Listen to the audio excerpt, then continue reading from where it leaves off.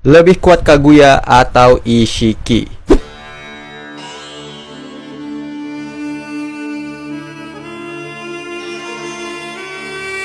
Udah banyak banget akun yang ngebahas ini, dan rata-rata isi komennya berimbang antara yang milih Kaguya maupun yang milih Ishiki sebagai yang terkuat. Dan kalau gue lihat, perdebatan di kolom komentar sangat-sangat mengerikan, karena semua orang pada kekeh dengan argumennya masing-masing. Makanya gue rasa konten ini lumayan sensitif bagi fans Naruto. Ya walaupun gak penting ya kita memperdebatkan dua karakter fiksi ini, tapi gue tertarik untuk membahasnya. Gue akan memberitahu siapa yang lebih kuat di antara keduanya dengan opini gue pribadi. Sekali lagi, ini hanya sekedar opini, jadi nggak bisa divalidasi sama sekali, oke? Kalian bebas mau setuju atau tidak setuju. Dan menurut gua, Kaguya lebih kuat dari Ishiki. Biasanya, yang menjagokan Ishiki lebih kuat dari Kaguya itu alasannya karena pangkat dan kedudukan Ishiki di Otsutsuki lebih tinggi dari Kaguya. Dan itu memang benar, karena dulunya Ishiki dan Kaguya adalah sepasang partner yang turun ke bumi untuk memanen buah cakra. Ishiki adalah atasan dan Kaguya hanyalah bawahan. Tapi gua rasa kita nggak bisa menggunakan alasan pangkat dan kedudukan doang sebagai tolak ukur siapa yang lebih kuat. Karena kalau tolak ukurnya adalah pangkat dan kedudukan doang, maka Hinata lebih kuat dari Neji dong. Karena di klan Hyuga, Hinata berasal dari keluarga bangsawan, sedangkan Neji berasal dari keluarga cabang. Tapi faktanya Neji lebih kuat dari Hinata. Oke, balik lagi. Kenapa gua bilang Kaguya lebih kuat dari Ishiki? Karena menurut gua, secara keseluruhan, jutsu-jutsunya Kaguya jauh lebih OP. Salah satu contohnya adalah jutsu Tomogoroshi no Haikotsu. Ini adalah jutsu yang sangat-sangat mematikan milik Kaguya. Teknik ini memungkinkan Kaguya untuk memanipulasi tulang belulangnya dengan sesuka hatinya. Sekilas mirip seperti jutsu Kimimaro, tapi jutsu ini berbeda. Kaguya bisa menembakkan tulangnya ke arah target yang diincar bagaikan peluru yang lepas dari larasnya. Dan jika terkena si target, maka targetnya akan langsung berubah menjadi abu yang berterbangan, plus langsung tewas di tempat.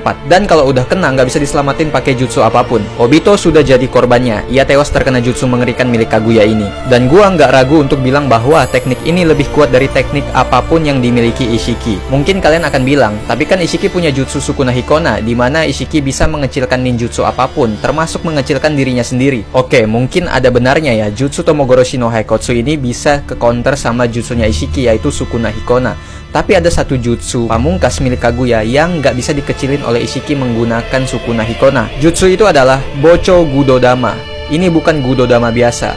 Bocho Gudodama ini memiliki kekuatan yang terlampau OP menurut gua. Bocho Gudodama mampu meledakkan semua ruang dan waktu dan menciptakan kembali dunia dari awal. Ini jutsu bener-bener dahsyat, dan Zetsu Hitam sendiri yang mengatakan bahwa jutsu ini adalah jutsu terkuat yang pernah ada. Kaguya bisa banget menggunakan jutsu tersebut kalau dia mau, walaupun harus menghabiskan banyak cakra. Tapi teknik ini menjanjikan kemenangan bagi Kaguya. Dan menurut gua, Bocho Gudodama ini nggak bisa dikecilin pakai Sukuna Hikona oleh Ishiki, karena Bocho Gudodama ini bukan ninjutsu, melainkan senjutsu. Sebenarnya ada beberapa jutsu Kaguya lainnya yang juga OP, tapi nggak gua masukin. Contohnya adalah Mugen Tsukuyomi. Gua nggak masukin Mugen Tsukuyomi karena gua rasa Otsutsuki seperti Ishiki bakal kebal terhadap genjutsu tersebut. Contoh lainnya adalah jutsu dimensi milik Kaguya yang menurut gua itu banyak banget. Total Kaguya bisa membuat 6 dimensi yang berbeda-beda. Ada dimensi lava, pegunungan es, padang pasir, laut asam, dan lain-lain. Tapi gua rasa Ishiki bisa keluar dari dimensi-dimensi tersebut karena Ishiki juga bisa membuka portal sendiri. Dan gua juga gak mau ngebahas kemenangan Kaguya atas Ishiki saat Kaguya mengkhianati Ishiki, karena pada saat itu Ishiki diserang secara tiba-tiba saat dia lengah, jadi nggak bisa dijadikan landasan argumen. So itu dia jawaban siapa yang lebih kuat di antara Kaguya dan Ishiki. Kesimpulan gua adalah Kaguya lebih kuat dari Ishiki karena secara keseluruhan jutsu-jutsunya Kaguya lebih menjanjikan untuk menang. Sekali lagi, ini hanya sebatas opini gua pribadi, jadi nggak bisa divalidasi sama sekali.